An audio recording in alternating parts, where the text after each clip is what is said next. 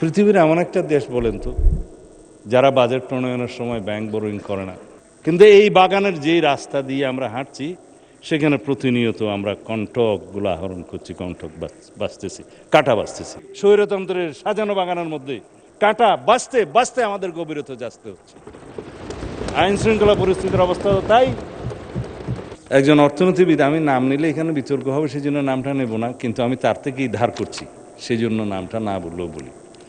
তিনি বলছিলেন, no power on earth can stop an idea whose time has come. যেই পরিবর্তনের সময়টা এসেছে সেটা কেউ দূরে রাখতে পারবে না। সমাজ কল্যাণ, কৃষি ও ধর্ম মন্ত্রণালয়ের জন্য 17,000 কোটি টাকা বরাদ্দ রাখা হয়েছে। যেই টাকাটা যাবে ফ্যামিলি কার্ড, কৃষি কার্ড, ইমাম মুয়াজ্জিম সহ অন্যান্য উপাসনালয়ের যারা কর্তা আছেন তাদের কাছে। 786 কোটি টাকার বাজেট থেকে আজকে 9,37,000 কোটি টাকার বাজেটে এসছে। এইটার একটা সিগনিফিক্যান্ট দিক হলো আমরা পরনির্ভরশীলতার শৃঙ্খল থেকে মুক্ত হতে চাই, আমরা স্বনির্ভর হতে চাই এবং অভ্যন্তরীণ সম্পদ চালনাকরণেই আমাদের প্রধান লক্ষ্য হবে। এইবারের বাজেটে ইনশাআল্লাহ যে সামাজিক প্রভাব, অর্থনৈতিক প্রভাব, সেটা এখনই সিন হবে না, 6 মান্থস পরে আপনারা সেই চেঞ্জটা দেখবেন। যেটা মানে অর্থমন্ত্রীকে আগেই আমি ধন্যবাদ দিয়ে দিয়েছি যে the difficulty lies not so much in the developing new ideas as in escaping from the old ones. You have escaped from the old ones. Thank you, Mr. Finance Minister.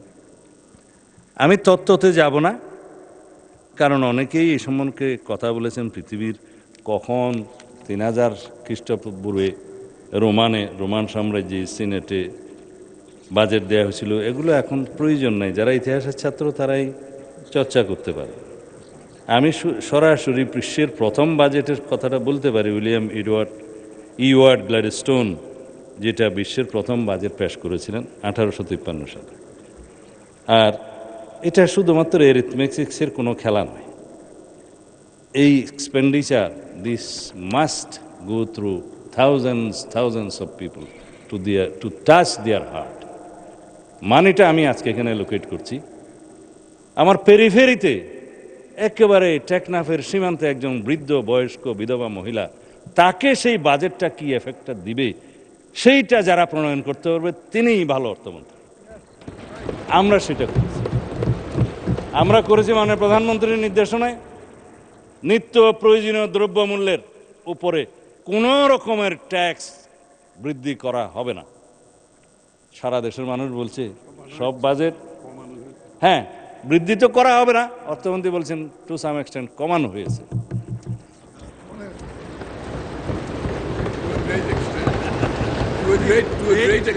না এখানে গরিব মানুষ মনে হয় কম, এই জন্যই তাহলে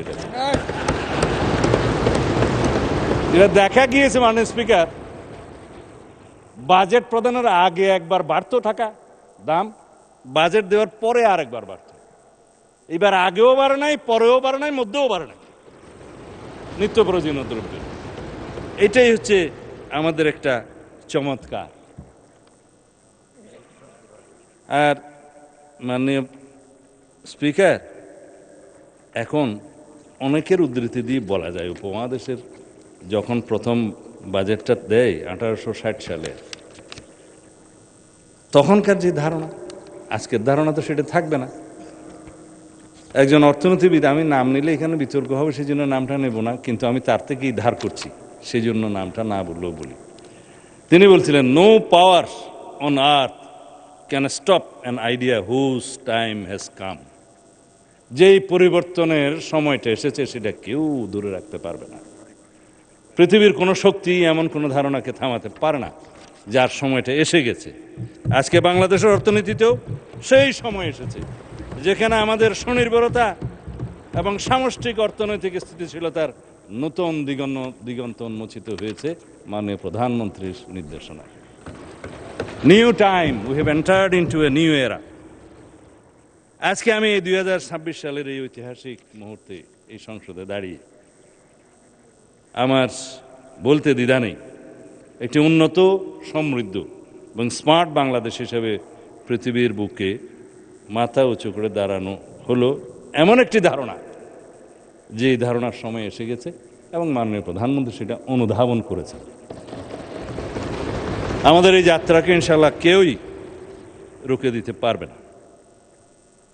আমরা এখানে যে বিষয়গুলোকে গুরুত্ব দিয়েছি সেটা হচ্ছে ডেভিড লয়েড জর্জের ভাষায় পিপুলস বাজেট। এই পিপুলস বাজেট বলতে সামাজিক নিরাপত্তার জন্য ধনীদের উপরে কর আরোপ করা। কঠিন তো বলি নাই, তাহলে হইতে পারত।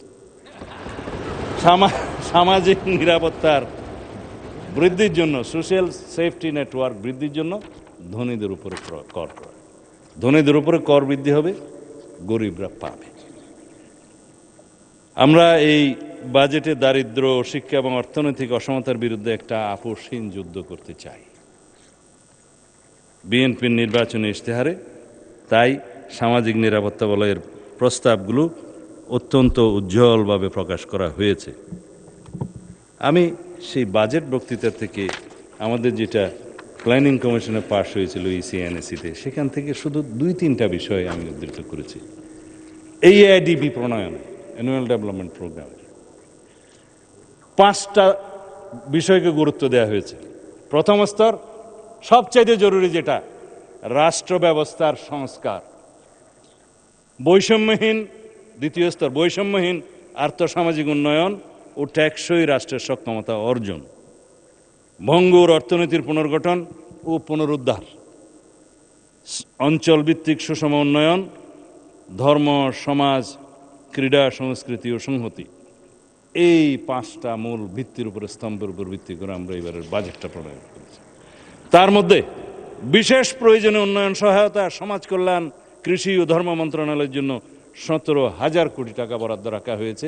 যেই টাকাটা যাবে ফ্যামিলি কার্ড, কৃষি কার্ড, ইমাম মুয়াজ্জিম সহ অন্যান্য উপাসনালয়ের যারা কর্তা আছেন তাদের কাছে।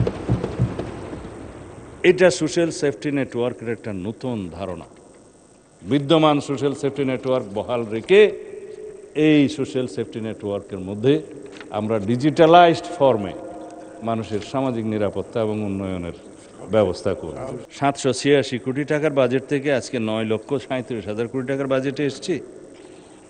এইটার একটা সিগনিফিক্যান্ট দিক হলো আমরা পরনির্ভরশীলতার শৃঙ্খল থেকে মুক্ত হতে চাই, আমরা স্বনির্ভর হতে চাই এবং অভ্যন্তরীণ সম্পদ চালনাকরণেই আমাদের প্রধান লক্ষ্য হবে।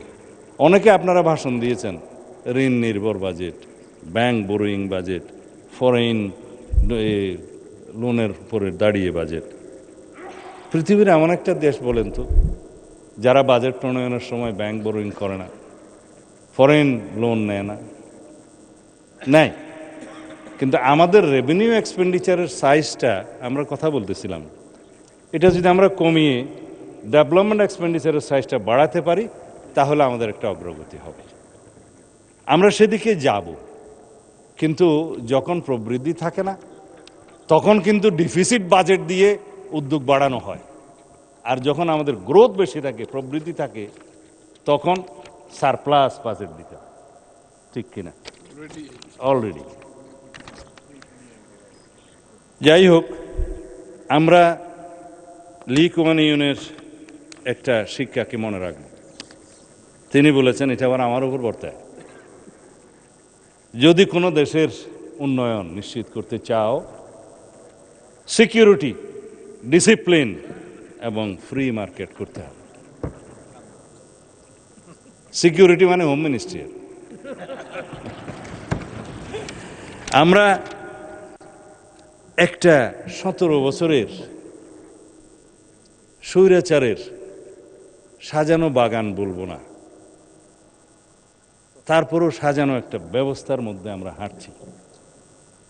হাঁটতে হাঁটতে কেবল কাটা বাঁচছি, সব কিছু সাজানো, সেট করা। শের না বললে তো ভালো লাগে। কথা হচ্ছে যে এই বাগানকে তো আমরা এখনো পুষ্পিত করতে পারিনি, কথা ঠিক। কিন্তু এই বাগানের যেই রাস্তা দিয়ে আমরা হাঁটছি সেখানে প্রতিনিয়ত আমরা কণ্ঠকগুলো আহরণ করছি, কণ্ঠক বাঁচতেছি, কাটা বাঁচতেছি।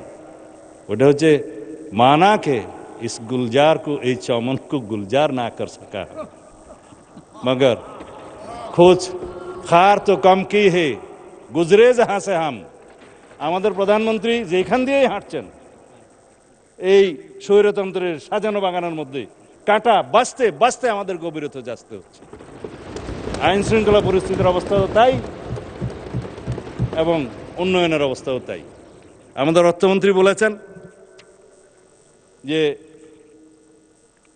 1300 প্রকল্প মনে হয় রাইটলি অর রংলি সেই প্রকল্পগুলো আগের সরকারের গৃহীত প্রকল্পগুলো আমরা না গিলতে পারতেছি না ফেলতে পারতেছি সেরকম গলার কাঁটা হয়ে গেছে কিছু কিছু প্রকল্পকে আমরা রান করছি আর কিছু কিছু প্রকল্প জেনে শুনে আমাদের রান করতে হচ্ছে আমাদের প্রকল্প কয়টা কিছু অনুমোদিত প্রকল্প এসছে অল্প বাকিগুলোর জন্য থুক বরাদ্দ এই জন্যই রাখা হয়েছে গ্রিন পেজ অন্তর্ভুক্ত করে রাখা হয়েছে এগুলো অনুমোদন হয়ে গেলে পরে ওখান থেকে বরাদ্দটা যাবে সেজন্য বিরোধী দলের বন্ধুরা বলছিলেন এত কেন থুক বরাদ্দ এতর বরাদ্দ হচ্ছে এইটা জবাব প্রকল্প অনুমোদিত হবে গ্রিন পেজ থেকে এটা ইমপ্লিমেন্টেশন হবে সম্পদ হয়তো আমাদের আহরণ করতে যোগান দিতে কষ্ট হবে কিন্তু এটা একটা সাহসী পদক্ষেপ এর জন্য সাহস লাগে এর জন্য নিজের খুদিকো ইমানকে অনেক বড় করতে হয় সেটা আমাদের প্রধানমন্ত্রী করেছেন আবার আল্লামা ইকবাল যে खुदी को कर इतना बुलंद कि हर तकदीर से पहले अल्लाह खुदा बंदे से खुद पूछे बता तेरी राजा क्या है তুমি কি চাও সেরকম ইচ্ছা সেরকম সাহস এবং সেরকম হিম্মতের সাথে আমরা অনেকগুলো প্রকল্প নিয়েছি আমরা তিস্তা প্রকল্প করব ইনশাআল্লাহ পদ্মা ব্যারেজ করব বেস্ট সোশ্যাল ইনভেস্টমেন্ট তো আমরা বললাম শিক্ষা এবং স্বাস্থ্য কিন্তু বেস্ট ইকোনমিক ইনভেস্টমেন্ট হবে এই দুইটা